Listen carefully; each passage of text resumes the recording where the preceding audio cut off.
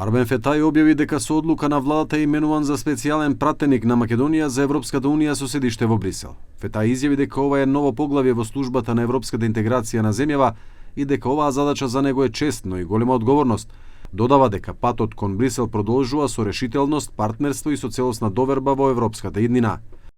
Задачата што ми е доверена е да се ангажирам за унапредување на процесот на европската интеграција на нашата земја преку заекнување на политичката поддршка во институциите и земите членки на Европската унија, придонесување во надминувањето на политичките и дипломатските предизвици, како и правење гласот на Северна Македонија да биде посилен и поприсутен во Брисел и во европските престолнини.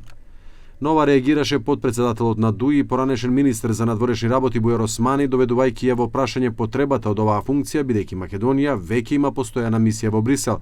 Според него, создавањето паралелен канал ја ослабува државната дипломатија и создава нејаснотии во представувањето на земјата пред институциите на Европската унија.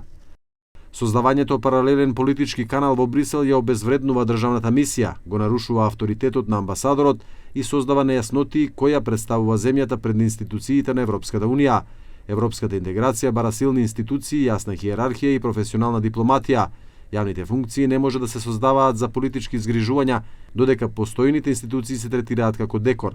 Реагираше и партијата Левица, наведувајќи дека во земја каде граѓаните се борат да обезбедат минимална плата, владата на ВМРО ДПМН создава политичка каста на привилегирани лица, каде неактивноста се наградува со повисоки функции.